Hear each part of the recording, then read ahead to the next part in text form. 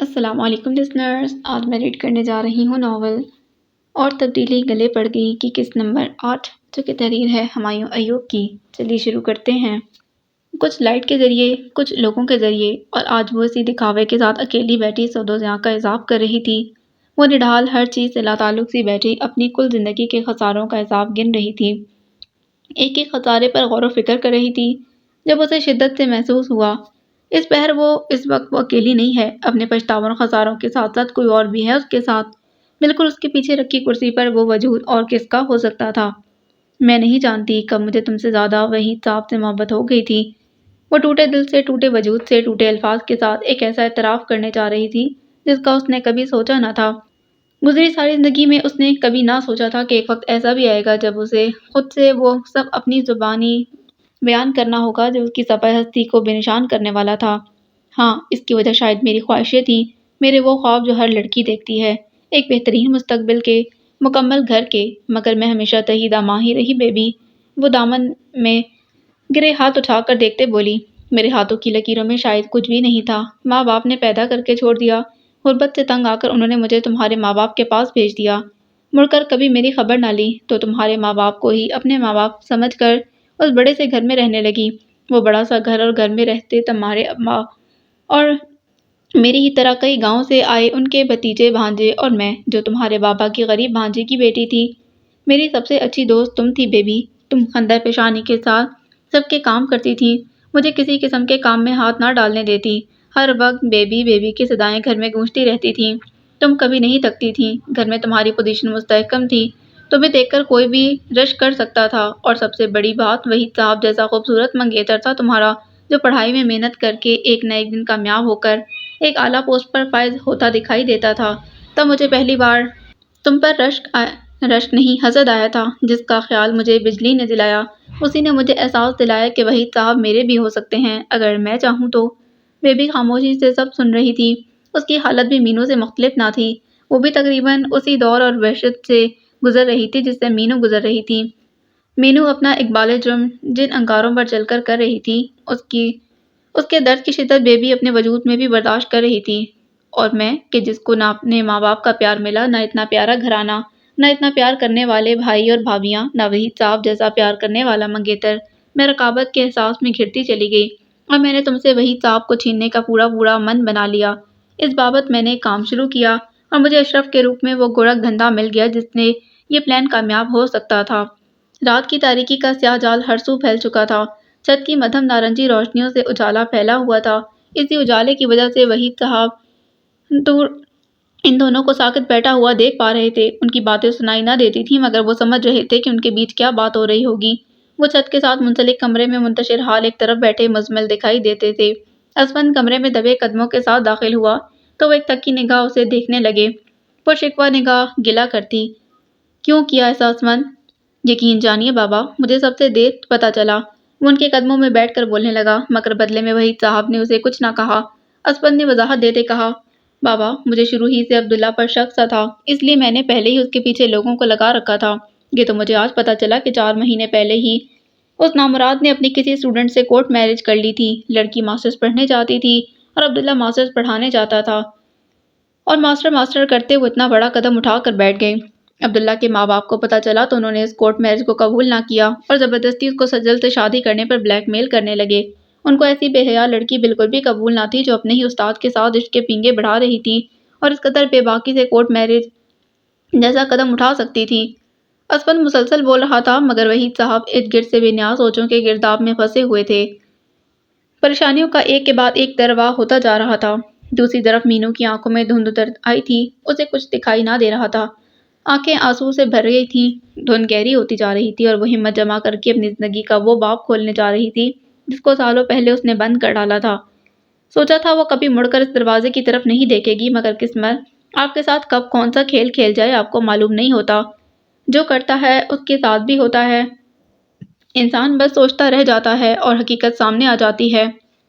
اشرف پڑوس والی خالہ فاطمہ کا بیٹا تھا جو ریاضی میں کمزور تھا، اور خالہ فاطمہ اس کے مستقبل کو لے کر بہت فکر مند تھی۔ خالہ نے اس بارے میں تم سے بات کی اور تم نے اسے پڑھانے کا ذمہ اٹھا لیا۔ وحید صاحب کا اس وقت سندھ یونیورسٹی میں ایڈمیشن ہوا تھا، کتنا خوش تھی تم کہ جب وحید نے اپنی زمین کا چھوٹا سا حصہ بیچ کر حیدرآباد میں گھر لے لیا تھا اور تم مجھے بتانے کے لیے بھاگی آئی تھی۔ قسم سے بیبی، میرا دل جل کر سوا ہو گیا تھا۔ تمہاری زندگی پرفیکٹ تھی، کبھی تمہیں کسی محرومی کا شکار نہ دیکھا تھا، اور تمہیں دیکھ کر مجھے اپنا آپ احساس کمتری کا جھونکا چھو جاتا تھا۔ تم مکمل تھی بیبی، اور میرے پاس کچھ نہیں تھا۔ تب تمہیں نامکمل چھوڑ دینے کے لیے میں نے وحید صاحب کے دل میں تمہارے لیے بدگمانیوں کا ڈھیر ڈالنا شروع کیا۔ اشرف تم سے 3 سال چھوٹا تھا، مگر اس کے دل میں تمہارے لیے ایک محبت کا جذبہ میں نے محسوس کر لیا تھا، اور اسی معصوم جذبے کو ہتھیار بنا کر میں نے وحید صاحب کے دل میں وسوسے ڈالنے شروع کر دیے تھے۔ مینو نے گہری سانس اپنے لبوں سے خارج کی۔ تم جو یہ پھول لگاتی ہو، اس کی کہانی وہ نہیں جو تم بتاتی ہو۔ میں نے دیکھا تھا کیسے یہ پھول وحید صاحب ہر صبح تمہاری کھڑکی پر رکھ جاتے تھے، اور تم خوشی بخوشی اسے زلفوں میں لگا کر پھرا کرتی تھی۔ ہر کوئی تمہارے اسٹائل کا دیوانہ نظر آتا تھا، مگر میرے دل پر چھریاں چلتی تھیں تمہیں اتنا مطمئن دیکھ کر۔ پھر جب وحید صاحب چلے گئے تو تم نے زلفوں میں پھول لگانا چھوڑ دیا۔ مجھے یاد ہے ایک بار میں نے تم سے پھول نہ لگانے کی وجہ پوچھی تو تم نے بڑی خوبصورتی سے مجھے چڑھاتے کہا کہ پھولوں کی ایک رت ایسی بھی ہوتی ہے کہ یہ ذہن پر منفی سوچیں پیدا کرتی ہیں، اس لیے اس رت میں پھول ہی نہ پہنا جائے تو اچھا ہے۔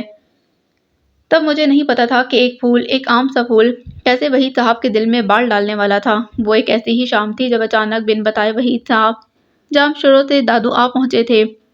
ایک بار خط میں تم نے ان کو بتایا کہ ان کی غیر موجودگی میں تم بالوں میں پھول نہیں لگاتی، مگر جب وہ قریشیز پہنچے تو تمہاری زلفوں میں پھول دیکھ کر چونکے۔ تمہیں جھوٹ بولنے کی کیا ضرورت تھی؟ وہ اس طرف سے الجھے ہوئے تھے، اس کی پرواہ کیے بغیر کہ تم ویسی ہی ہو جیسی ہمیشہ سے تھی، تمہاری نگاہوں میں وہی محبت اور خلوص ہے۔ پھر یہ بات انہیں اس قدر پریشان کیوں کر رہی تھی؟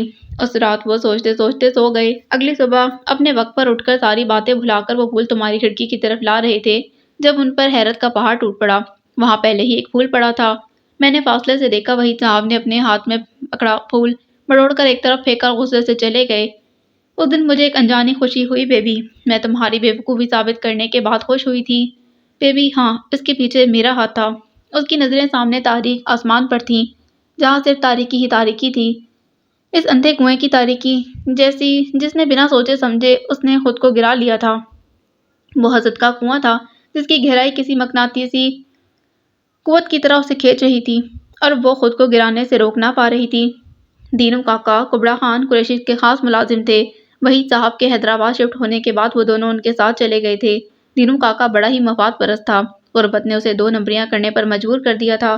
کہنے کو وہ قریشیز کا بڑا وفادار تھا، مگر اپنی فطرت کے تحت وہ ادھر کی ادھر چند روپیوں کے لیے کر دیا کرتا تھا۔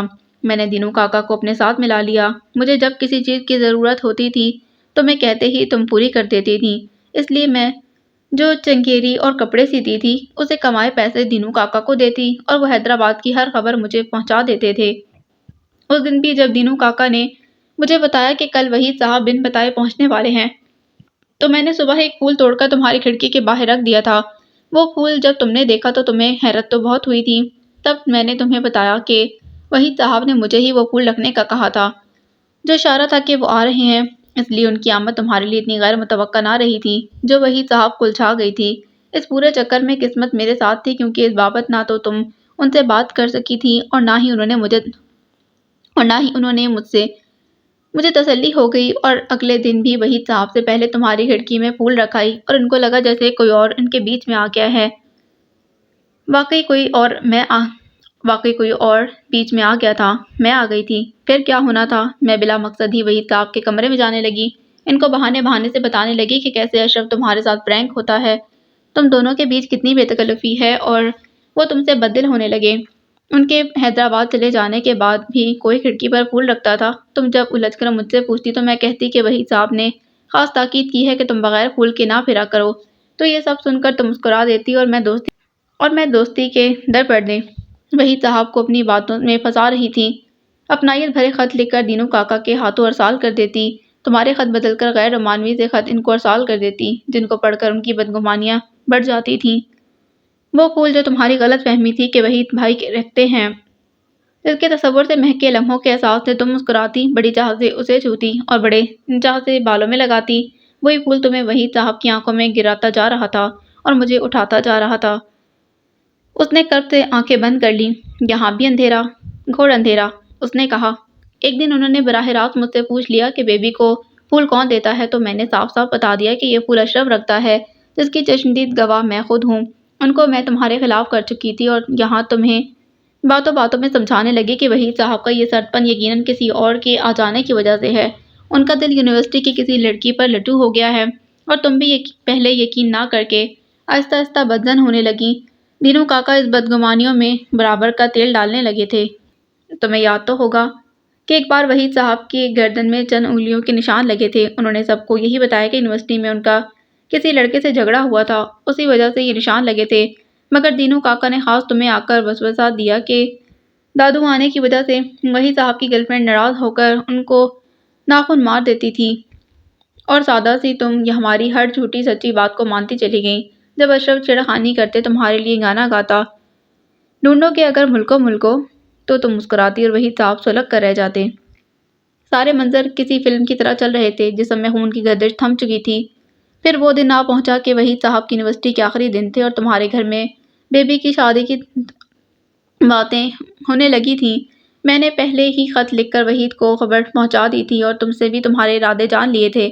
تم اب بھی وحید صاحب سے شادی کرنے پر رضامند تھی کیونکہ تم گھر والوں کے فیصلے کے خلاف نہیں جا سکتی تھیں، اور میں پریشان تھی، بہت پریشان کہ وحید صاحب بھی عین وقت پر خاندان کے خلاف نہ جا کر تم سے شادی کر لیں گے، مگر ویسا کچھ نہ ہوا۔ انہوں نے آتے ہی تمہیں ٹھکرا کر مجھے اپنا لیا اور میں ہمیشہ کے لیے ان کے ساتھ آ گئی۔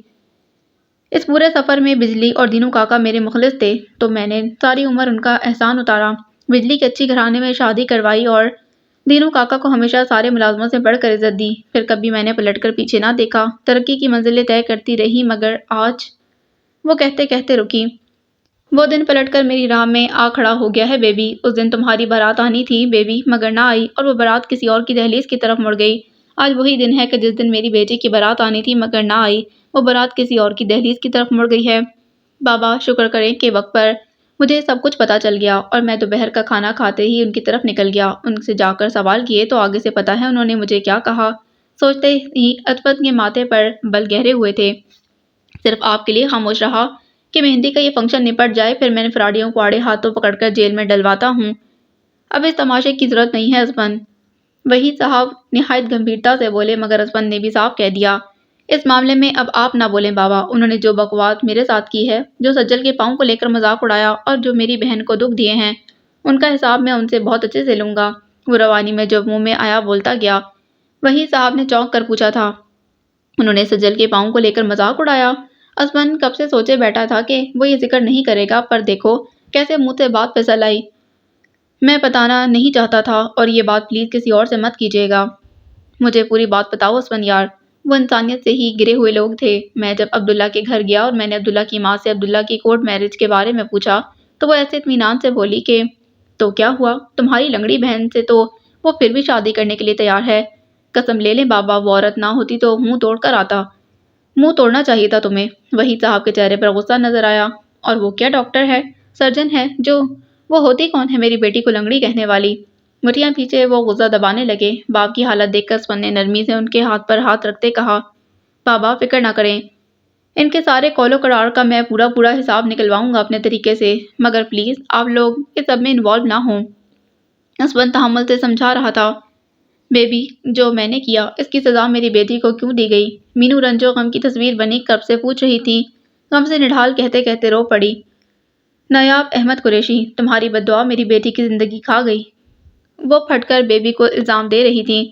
وہ دونوں ہاتھ منہ پر رکھے اپنا رونا روکنے کی بھرپور کوشش کر رہی تھی، مگر آنسو تھے کہ بہنے کو تیار کھڑے تھے، سسکیاں تھی کہ منہ سے پھوٹ رہی تھیں۔ اس کا دل غم سے پھٹا جا رہا تھا۔ اللہ جانتا ہے میں نے تمہیں یا تمہاری بیٹیوں کو کبھی کوئی بددعا نہیں دی۔ بیبی اپنی جگہ ساکت بیٹھی آہستہ سے بولی تھی، پتہ نہیں کیوں مگر سجل کو پہلی بار دیکھ کر میں چونکی ضرور تھی، کیونکہ اس میں تمہاری بالی عمر کی جھلک دکھائی دیتی تھی۔ تمہیں میں نے قریب سے دیکھا اور جانا ہے، اس لیے میں ذہنی طور پر پہلے ہی سجل سے تمہارے اور وحید صاحب کے بارے میں جان چکی تھی۔ اس کا اندازہ سجل کو نہیں تھا۔ یہی وجہ ہے کہ جب تم اسے لینے دادو آئی تو میں بہانے سے نکل کر جا چکی تھی، اور تم حیران ہوگی کہ میں نے کیسے جانا کہ سجل تمہاری بیٹی ہے۔ بیبی کی بات پر مینو کے آنسو تھمے تھے۔ اس نے سر اٹھا لیا اور نظر کے سامنے چھایا اندھیرا بے مقصد دیکھنے لگی۔ وہ ہر وقت انگلیوں کی تسبیح پڑھا کرتی تھی، اور یہ عادت تم اپنے گاؤں سے یہاں لائی تھی۔ پھر رات کو سونے سے پہلے چاروں کل پڑھ کر پانی میں دم کر کے سجل پانی پی کر سو جاتی، اور یہ عادت صرف تمہاری تھی۔ چلو یہ عادتیں تو کسی حد تک عام پائی جاتی ہوں گی، مگر ایک اور عادت بھی تھی جو شاید تمہیں بھی پتہ نہ ہوگی۔ مینو نے کتراتے ترچھی نگاہ سے اس کی جانب دیکھا۔ وہ منہ مقابل رکھے ویسے ہی بولے جا رہی تھی۔ رات کو سونے سے پہلے بالیاں اتار کر دوپٹے کے ساتھ لپیٹ کر تکیے کے نیچے رکھنا یقیناً مجھے تمہاری یاد دلاتا تھا، اور میں جلد اس خلاصے پر پہنچ گئی کہ سجل تمہاری ہی بیٹی ہے۔ بیبی کہہ رہی تھی اور مینو سن رہی تھی۔ ہاں وہ یہ سب کرتی تھی، مگر یہ عادتیں تو کب کی اس کے وجود سے ختم ہو گئی تھیں۔ شاید کبھی بہت بچپن میں سجل کو یہ ہاتھ کی تسبیح اور وظیفے کا کہا گیا ہوگا، مگر سجل آج تک یہ کرنے کی عادی تھی۔ وہ حیران ہوئی، اور اتنے سال بعد بھی بیبی کو یہ باتیں یاد تھیں۔ وہ اور شرمندہ ہو رہی تھی، جبکہ بیبی بتا رہی تھی وہ جب دادو میں تھی تب شام کی چائے بنانے میں میری مدد کرتی تھی۔ میرے پودوں کے پاس کھڑے ہو کر ایک ایک پودے کا نام پوچھتی، اسے پانی دیتے وقت دیکھ کر کچھ نہ کچھ بات کرتی۔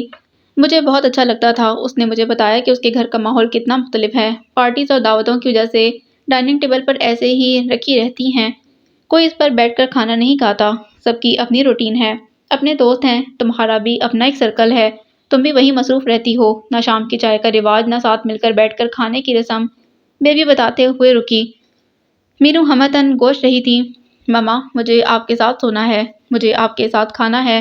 5 سالہ سجل کی آواز کسی بارگز کی طرح اس کے کانوں پر دستک دیے جا رہی تھی۔ رات کی سیاہ چادر نے کائنات کے سارے حسن کو اپنے لپیٹ میں لے رکھا تھا۔ چاروں طرف خاموشی پھیلی ہوئی تھی۔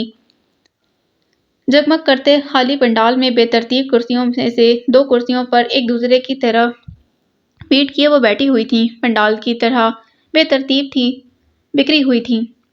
تمہیں دل کی بات بتاؤں تو مجھے یہاں کر اندازہ ہوا کہ سجل کیسے ذہنی ٹینشن کا شکار ہے، اور میں صحیح معنوں میں پریشان ہوئی کہ یہ معمولی تا مسئلہ جس کو نقص کہنے والوں پر ماتم کرنے کا دل کرتا ہے، کیا یہ تمہاری سزا ہے؟ یہ سزا نہیں، اللہ کی حکمت عملی تھی، اللہ کی سرزش تھی۔ وہ چاہتا تو کچھ بھی کر سکتا تھا، پر اللہ نے رحم کیا جو ایک کمی دی تو دوسروں کی طرح اسے ایک باحیثیت ماں باپ دکھائی دیے، ہر سہولت دی۔ جب تم نے اپنی بیٹی کی شادی طے کی تو مجھے دلی خوشی ہوئی، اور میں بس سجل کی خوشی کے لیے سب کچھ بھلا کر یہاں چلی آئی۔ دل کی بات بتاؤں تو میں نے تمہیں اسی دن معاف کر دیا تھا جس دن میری شادی اشرف سے ہوئی تھی۔ تم بہت اچھے سے جانتی ہو کہ میں اللہ کے ہر حکم کو مانتی ہوں اور اس کی مرضی پر چلنے کی روادار ہوں۔ جتنا بھی عرصہ اشرف کے ساتھ رہی اس نے بہت عزت دی، محبت دی، میں سب کچھ بھول گئی۔ وہی صاحب، سلمینا کھیڑو، دینو کاکا، سب بھول گئی۔ سمینا سنتی رہی بہتے آنسوؤں کے ساتھ۔ مجھے معاف کر دو بیبی۔ مینو مزید اس شرمندگی کے دلدل میں ڈوبنا نہیں چاہتی تھی، اس لیے رہائی کا پرواہ نہ لیے اس کے سامنے کھڑی ہوتے ہوئے اس کے پیروں میں گری اور زاروں کی تار رونے لگی۔ مجھے بد دعا دو، گالیاں دو، پر میری بیٹی کو اس دلدل سے نکالو۔ وہ معصوم ہے، وہ سب کی حقدار نہ تھی۔ بیبی بوکھلا کر اٹھی اور اسے اٹھانے لگی۔ مینو ہاتھ جوڑے اس کے سامنے پھوٹ پھوٹ کر رو رہی تھی۔ اللہ گواہ ہے، میرے دل میں بھی کبھی تمہیں بد دعا دینے کا خیال نہیں آیا، بیبی تڑپ کر کہتی اسے تسلیاں دینے لگی۔ کاش تم نے بد دعا دی ہوتی بیبی، کوئی کوسنے ہی دیے ہوتے تو شاید وہ رد ہو جاتے، تمہاری خاموش آ بن کر بد دعا میں تبدیل نہ ہوتے۔ مینو کے چہرے پر دکھ پشیمانی کے آثار، پریشانی لیے آنکھوں میں آنسو، دونوں ہاتھ باندھے وہ ٹوٹ پھوٹ کا شکار تھی۔ بیبی کو ایک دم کچھ ہوا تھا۔ تم نے ہمیشہ کے لیے تعلقات ختم کر دیے مینو، نہ فون، نہ خط، نہ اتا پتہ۔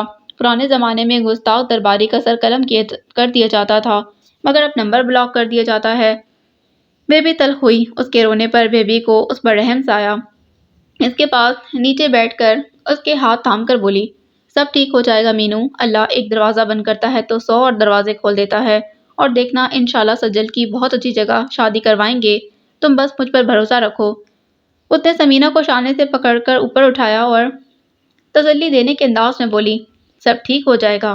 بیبی اسے گلے لگائے کہہ رہی تھی، اور گلے ملنے سے 2 دل مل جاتے ہیں، اور 2 دل مل جانے سے بدگمانیوں کی ساری توانائی اڑنچو ہو جاتی ہے، جیسے سالوں پرانی ایک سرد دیوار ٹوٹ کر پاش پاش ہو جاتی ہے۔ یہی تو قانون بقائے محبت یعنی law of conservation of love ہوتا ہے۔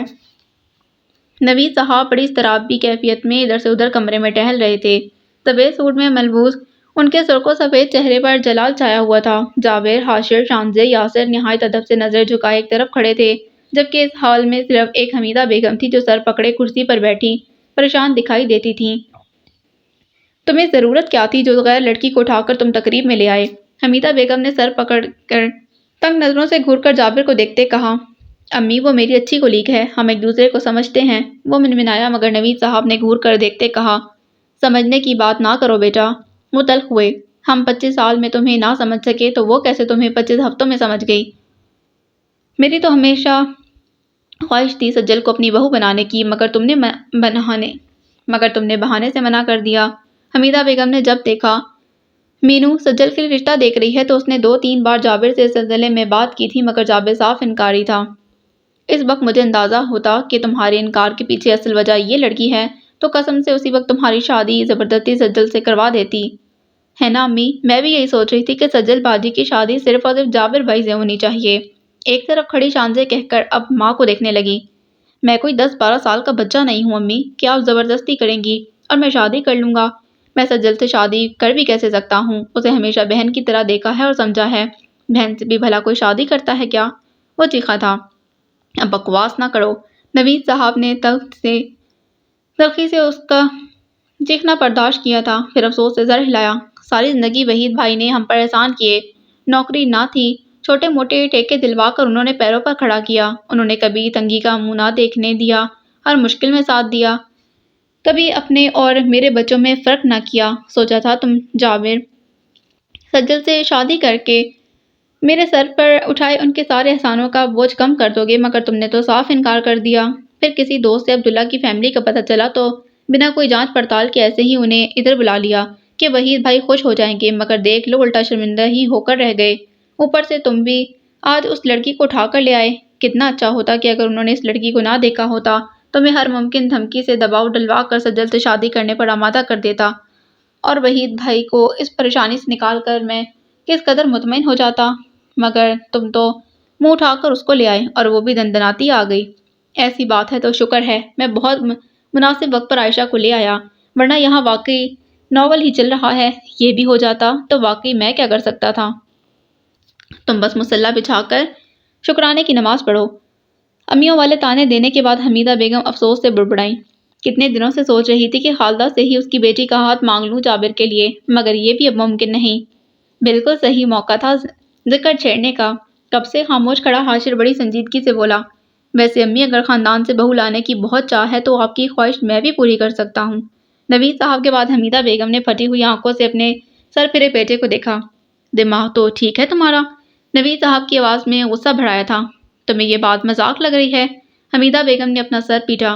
کتنی بڑی ہے تم سے سجل، لوگ کیا کہیں گے؟ حاشر کے سر پر چھت آ گری۔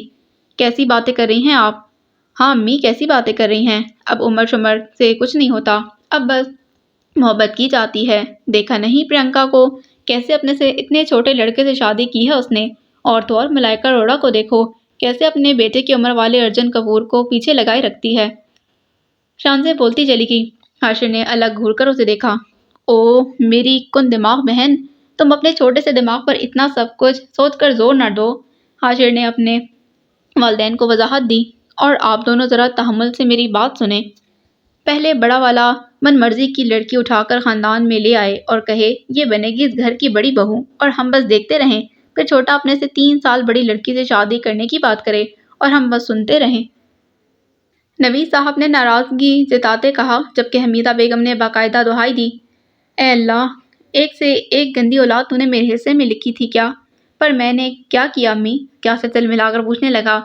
یہ غلط بات ہے، ہمیشہ مجھے ہی سننے کو ملتی ہے، بس میں چپ ہی رہوں۔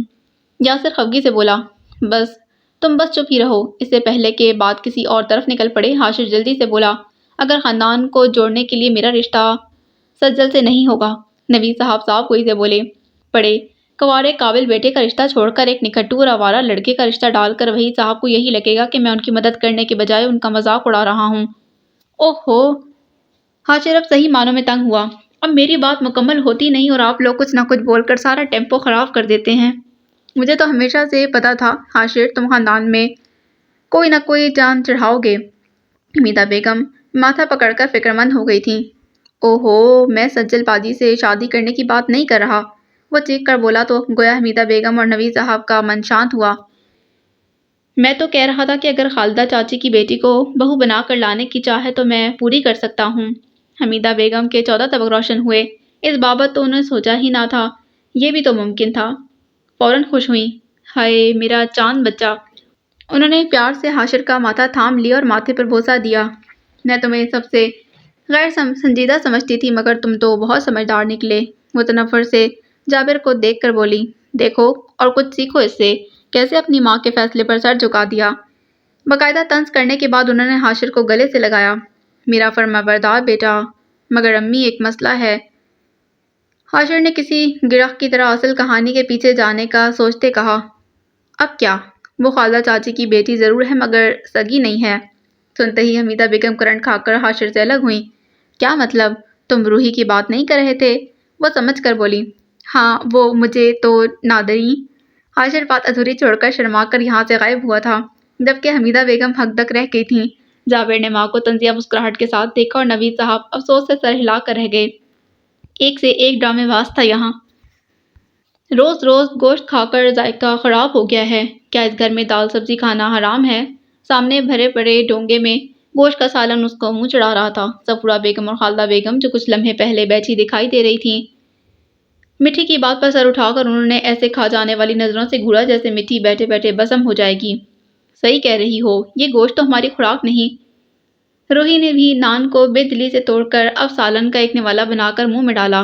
کہاں تو ہم دادو میں ٹینڈے، شلجم، ساگ، گوار اور بھنڈی جیسی سبزیاں کھاتے رہے، تم کریلے بھول گئیں؟ دوری نے یاد دلایا، جبکہ بیڈ پر بیٹھی صفورہ اور خالدہ بیگم نے افسوس سے سر ہلایا تھا۔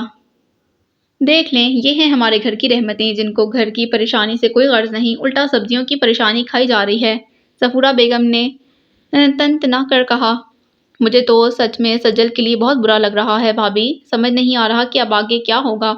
چرپائی پر بیٹھی وہ کھانا کھاتی چونک کر خالدہ بیگم کی بات سن کر بولی، چھوٹی بھابھی، کل ہم دادو جائیں گے۔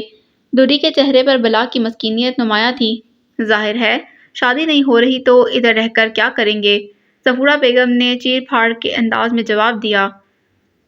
دوری تو سہم کر رہ گئی کہ زوال میں ایسا کیا تھا، تبھی بیبی اندر آئی۔ کب سے اس کے انتظار میں بیٹھی صفورہ اور خالدہ بیگم فکر مندی سے اپنی جگہ سے اٹھی اور بیبی کے پاس آئیں۔ کیا ہوا بیبی؟ بس لڑکے والے فراڈ تھے، لڑکا پہلے ہی شادی شدہ تھا، ماں باپ کی زبردستی کرنے پر وہ سجل سے شادی کر رہا تھا، مگر شکر ہے پہلے ہی ان کا بھانڈا پھوٹ گیا۔ بیبی نے سہل انداز میں ان کو سارا قصہ سمجھایا۔ توبہ، کیسے چالاک لوگ تھے، مجھے لگا بہت ہی سادہ ہی ہوں گے۔ صفورہ بیگم نے کہا، تو کیا اب سجل باجی کی شادی نہیں ہو رہی؟ مٹھی نے پوچھا تو بیبی نے گھور کر ان کی حالتوں کو دیکھا۔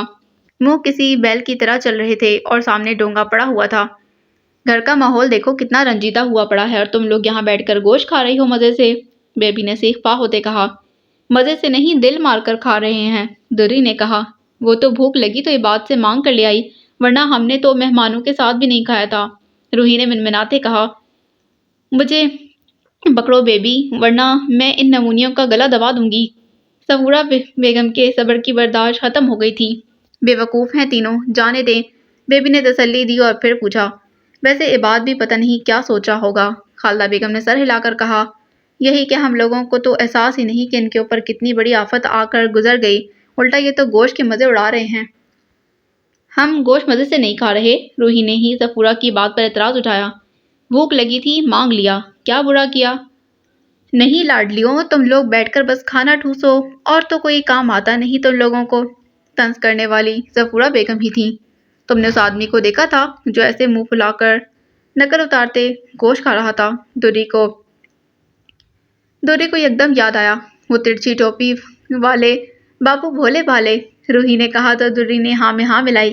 اس نے ہی دوری کو وہ شخص دکھایا تھا جو ناک پر غصہ چڑھائے گوشت کے نوالے بنا کر کھا رہا تھا۔ پر وہ تھا کون؟ مٹھی نے پوچھا۔ تھا تو پتہ نہیں کون، مگر بوسکی پر نارنجی ٹوپی پہنے، منہ سڑا کر کھانا کھاتا بہت برا لگ رہا تھا، دوری نے بتایا۔ اور روحی بولی، اسے دیکھتے ہی مجھے یہ گانا یاد آیا تھا، ترچھی ٹوپے والے او بابو بھولے بھالے او۔ لگتا ہے تینوں ہی پگلا گئی ہیں، صفورہ بیگم نے ان کو سر میں گانا گاتے دیکھ کر دانت پیستے کہا۔ اصغری چاچی نے اس کونے میں چمکتا ہوا کچھ دیکھا تھا، جس کو دیکھتے ہی وہ متجسس سی اس طرف آئی تھی۔ وہ سونے کی کوئی چیز معلوم ہوتی تھی۔ پاس دیکھا تو واقعی وہ سونے کا جھمکا تھا، سونے کا جھمکا جو اس نے کل مینو کے کان میں دیکھا تھا۔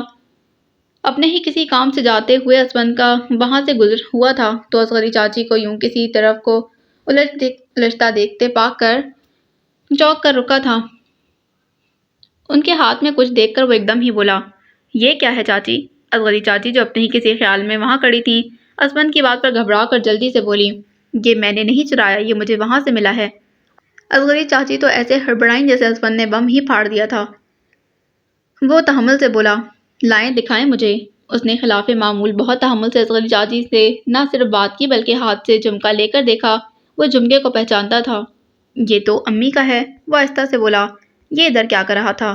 اصغری چاچی جو پہلے ہی اسفند کا یہ نیا روپ دیکھ کر پریشان تھی کہ جس اسفند کا چنگھاڑنا اور عتاب پورے گھر میں مشہور تھا وہ اس قدر تحمل من کا مظاہرہ کر رہا تھا، الٹا آہستہ سے بات بھی کر رہا تھا، سنبھلتے ہوئے بولی، مجھے پتہ نہیں، یہ یہیں پڑا ملا، اور یہ مینو نے یقیناً نہیں گرایا، کیونکہ مینو تو رات ہی یہ زیور اتار دیے تھے، پھر صبح صفائی ہوئی تبھی مل جاتا، مگر یہ ابھی کس سے گرا ہے؟ اصغری چاچی کے بتانے پر اسفند اپنا تحمل نرمی سب بالائے طاق رکھ کر چنگھاڑا، اور وہ بس ایک ہی چیز پر چلا سکتا تھا، دینو کاکا۔ اگلے پل اس کی چنگھاڑ پر سب ہال میں جمع ہوئے تھے۔ دینو کاکا کو بھی جیسے تیسے کھینچ تان کر لے ہی آئے۔ بس فیصلہ ہو گیا، دینو کاکا اب اس عمر میں اور اس گھر کی حفاظت نہیں ہو سکتی، اس لیے میں کل ہی ان کو دادا محل واپس بھیجتا ہوں۔ کام کی کوئی بات نہ سننے والے دینو کاکا دادا محل کا نام سنتے چیخ پڑا، ادی یہ اسفند کیا کہہ رہا ہے؟ دادا محل بھیج رہے ہیں آپ کو۔ ساتھ کھڑے گلو نے خسر پسر کی تو دینو کاکا نے اسے پرے کیا، وہ تو میں سن چکا ہوں، دینو نے بگڑ کر کہا۔ دیکھ لیں، اسفند طنز کرتے بولا، سارا دن کام کہو تو سنتے نہیں، اور دادا محل کا نام لو تو فوراً ریڈیو اینٹینا کی طرح کان کھڑے ہو جاتے ہیں۔ یہ دادا محل ہے کیا؟ فاصلے پر کھڑی وہ تینوں بیوقوف لڑکیاں سوچتے ایک دوسرے کو اشارہ کر رہی تھیں، ہوگا کوئی بہت بڑا محل، مگر دینو کاکا وہاں ٹھاٹھ سے رہ سکتے ہیں، پھر وہاں جانے سے انکاری کیوں ہیں؟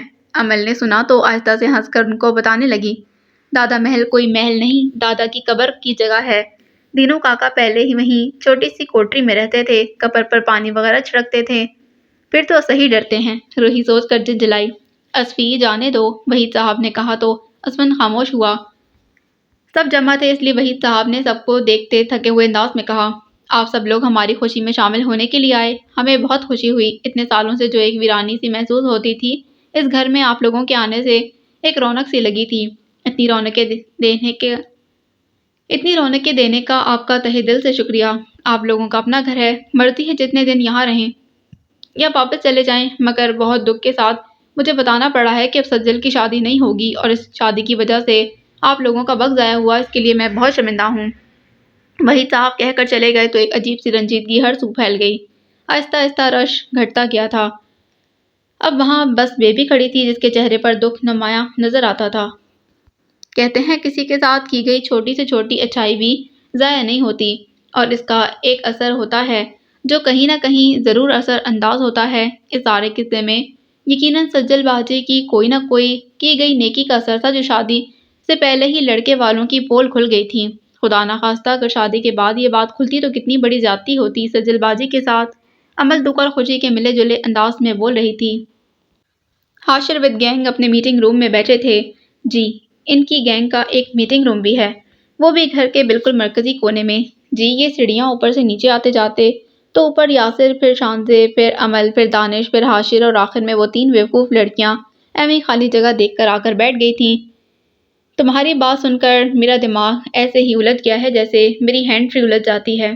شانزے ہی ایسی بات کہنے کا جگر رکھتی تھی۔ ایک اور بات بھی کہتے ہیں کہ عقل ہمیشہ ٹھوکر کھانے سے ملتی ہے، اس لیے ایک دوسرے کو ٹھڈے ماریں اور عقل تقسیم کریں۔ یاسر نے ایک سیڑھی نیچے بیٹھی شانزے کو باقاعدہ لات مارتے کہا تو اس اچانک حملے پر شانزے بلبلا اٹھی۔ پلیز بی سیریس، امل نے ضد ہو کر کہا اور ناراضی سے بولی، حاشر تم کیوں بول نہیں رہے؟ میں نے نہیں کرنی کسی سے کوئی بات، پھر میں سب کو اچھا لگنے لگ جاتا ہوں۔ اس کا برجستہ جواب امل کی مسکراہٹ کی وجہ بنا۔ کیا ہے حاشر، ابھی مجھے بہت غصہ ہے اور میں پریشان ہوں، اس لیے مجھے ہنسانے کی غلطی نہ کرو۔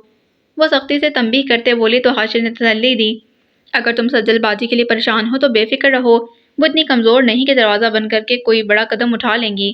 ویسے نہ اچھا ہوا، دولہا مجھے بالکل پسند نہیں تھا، یاسر نے کہا تو شانزے نے بھی اپنے نادر خیالات کا اظہار کیا، اور دولہے کی ماں کا منہ توبہ، وہ کانوں کو ہاتھ لگاتے بولی، بندہ ہوتا تھا اسکاف، مگر اپنی چھوٹی سی زندگی میں میں نے اتنا بدرونق چہرہ نہیں دیکھا تھا۔ दफा करो इनको और शुक्र मनाओ कि जान छूटी हमारी। मगर सज्जल बाजी ये सब डिजर्व नहीं करती थी। अमल को बहन के दुख का सही अंदाजा था। काश कोई होता जो हीरो बनकर सबके सामने आता और कहता, मैं थामूंगा अब सज्जल का हाथ, और फिर ले जाता सज्जल बाजी को परियों के देश। कितना अच्छा होता। यासिर बेपरखी हाँकते बोला, ये ड्रामों में ही होता है, हकीकत से कोसों दूर। अमल ने यासिर की तरफ देखते कहा, फिर नीचे बैठी इन तीनों नमूनियों को देखकर कहा, तुम लोग यहाँ क्यों बैठी हो? ऐसे ही, दुरी बोली। क्यों नहीं बैठना चाहिए? मिठी ने पूछा। ओहो, क्यों नहीं बैठना चाहिए? सीधी बात का जवाब उल्टा ही देती तो अमल तंग हो गई। परियों का कोई देश होता है क्या? रूही ने मासूमियत से पूछा। बिल्कुल होता है, दूर पहाड़ों के पीछे। दानिश ने बत्ती सी निकाल कर कहा। कौन से पहाड़? वो जो सहून शरीफ में है? मिठी ने उछलकर पूछा। हाँ, इस पहाड़ में जो ठंडी गाड़ से ठंडी हवा आती है ना, यकीनन वो इसी परियों के देश से ही आती होगी। दुरी ने ख्याल जताया तो हाशिर ने मुस्कुराकर अपने गैंग को देखा। यार, ये तीनों कितनी क्यूट हैं। गैंग हंस पड़ी तो वो तीनों नासमझी से उनको देखने लगी थी। सुबह के वक्त एक अफरा तफरी सी मची हुई थी। हर कोई नहाने धोने और तैयार होने में मगन था। बिजली नहाकर धूप सेकने अपने कमरे की बालकनी में बिछी कुर्सी पर आ बैठी थी। मुसलसल एक मकार मुस्कुराहट उसके चेहरे पर चिस्पा थी। अब तक की कई सारी साजिशें कामयाब रही थीं। वो सोचकर अब कुर्सी पर टेक लगाकर सारे गुजरे वाकयात को सोचने लगी। क्या तुम नहीं चाहते कि तुम मरने से पहले वहीद साहब पर एहसान करते जाओ? बिजली ने नवीद साहब से कहा। और मैं ये कैसे कर सकता हूँ? मेरी नज़र में एक अच्छा रिश्ता है, बहुत अच्छे शरीफ लोग हैं, लड़का भी अच्छी नौकरी वाला है, मगर मैं रिश्ते के बीच में नहीं पड़ना चाहती क्योंकि आप खुद समझदार हैं। मीनू समझे कि मैं तरस खाकर रिश्ता लाई हूँ, बिला वजह तासुब आ जाएगा इसके और मेरी दोस्ती के बीच, आप समझ रहे हैं ना? उसने झटके से आंखें खोली, एक तंजिया मुस्कुराहट। बिजली ने बड़ी मक्कारी से सारा प्लान बनाया था ताकि इस सब में उसका नाम ही ना आए। बिजली बहुत पहले से जानती थी कि अब्दुल्ला कोर्ट मैरिज कर चुका है। यकीनन इस वजह को लेकर वो शादी से पहले ये रिश्ता ख़त्म करवा सकती थी और ऐसा ही हुआ था। शादी के अव्वल रोज़ से वो शादी में गड़बड़ पैदा करने के पीछे लगी हुई थी। अपने शौहर रोशन भट्टी के जरिए वो मुसलसल बिजली के सिस्टम में खराबी करवा रही थी। रोशन साहब के इशारे पर वो दो लोग हर वक्त खंबे के साथ कुछ ना कुछ करते रहते थे। यही मामला कभी सौदा सल्फ के साथ होता। बैठे बिठाए खाने पीने की चीज़ें ख़त्म हो जाती। घर भरा पड़ा था इसलिए अंदाज़ा ही ना होता। मगर बेबी ने जब किचन संभाला तो बिजली का ये प्लान तो फेल हो गया। पानी की टंकी ख़त्म होने में भी रोशन भट्टी का हाथ था। मतलब बाहर के सारे कामों में गड़बड़ का जिम्मेदार रोशन भट्टी था, जबकि अंदर के मामलात में जाल बिजली बुन रही थी। मकसद? असल में इन सब चीज़ों के जरिए वहीद साहब और मीनू को जहनी टेंशन देना चाह रही थी, और इतनी ज़्यादा जहनी टेंशन कि ऐन वक्त पर जब वो अपने मास्टर प्लान का बम फोड़े तो वो किसी को कुछ समझ ही ना आए और वो धुआंधारी में सारा प्लान अंजाम दे जाए। आखिर क्या था ये प्लान? वो बड़ी ही मक्कारी से सोचते हुए किसी का नंबर मिलाने लगी। 2 लम्हों बाद फ़ोन पर कोई था। तो तुम आ गए? जी, वहाँ से कहा गया। ठीक है, बस तैयार रहो, बिजली ने कहा और फ़ोन बंद कर दिया। डीपीओ हाउस की संगी दीवार और जैली पथरीली रोड को देखते हुए आंखें घुमाते हुए बोली, मैं वो चुपकली हूँ जो इन दरारों में ऐसा जहर उगलूंगी कि दीवारें तो क्या पूरी की पूरी इमारत ही गिरा दूंगी। और तभी ऊपरी मंजिल पर टेरेस की दीवार पर आगे की तरफ झुके झुके उसने नीचे का वो मंजर देखा कि उसके वजूद की ही दीवारें रेजा रेजा होकर गिरी। फ्रेश होने के बाद उसके पास करने को कुछ ना होता तो वो बाहर लॉन में निकल आती। डीपीओ हाउस के वसीओ अरीज सब्जाजार पर धूप ने डेरा जमा रखा था। भीगी घास पर गिरती ओस उसे ये दिल आवेज मंजर हमेशा की तरह दुनिया जहाँ के सब मनाजिर से ज़्यादा करी दिल फरेब, हसीन और रूह परवर लगा। रूह अंदर तक मौतर होती जा रही थी। जूते उतार कर एक तरफ रखे और बन्हा पैर के साथ शबनमी और मखमली घास पर वो चहलकदमी करने लगी। आंखें बंद किए वो गहरी सांस लेती, खारिज करती, यूं ही इधर से उधर चक्कर लगाती। इस खूबसूरत माहौल का ही एक हिस्सा मालूम हो रही थी। कभी फूलों को सूंघती, चूमती, शाखों से खिलियाँ करती, दरख्तों के गिर झूमती, शाखों से आज़ाद हो जाती। वो मरकजी दरवाजे से बाहर निकलते हुए ठिठक कर एकदम रुका। उसकी नज़र इस लड़की के वजूद पर पड़ी। उफ खुदाया, इतना खूबसूरत सरापा, इतनी मुतनासिब कमर, इतने मुनासिब अज़ा। उठते उठते नज़र जब उसके सिलोने चेहरे तक आई तो शाम के चेहरे पर जैसे शफक फूट रही थी। उसे देखते ही उसे अपने सवाल का जवाब मिल गया। सवाल कि एकदम से उसे घर में होना क्यों अच्छा लग रहा था, जबकि वो तो इस घर से बाहर रहना ही हमेशा पसंद करता। फिर एकदम से क्यों इसे घर का माहौल अच्छा लग रहा था? عام دنوں میں وہ گھر کم ہی آتا، کھانا بھی باہر ہی کھاتا، پر اب اس کا دل باہر جانے کا ہی نہیں کر رہا تھا۔ یہ کیسا احساس تھا؟ کیوں چیخنا چلانا اب ترک کر چکا تھا؟ اسفندیار وحید قریشی سمجھنے سے قاصر تھا۔ مزاج کا گرم اور چلچلاتی دھوپ جیسا غصہ رکھنے والا، جس کا مزاج بھی اپنے بہن بھائیوں سے کبھی نہ ملا، گو کہ وہ ان سے محبت کرتا تھا، اپنی ذمہ داریاں نبھانے کی کوشش کرتا مگر اپنے طریقے سے، محبت نچھاور کرتا تو کبھی اس نے سیکھا ہی نہ تھا، پر اب اسے سمجھ آتا کہ اسے محبت نچھاور کرنا آتا ہے پر اپنے اصولوں کے مطابق۔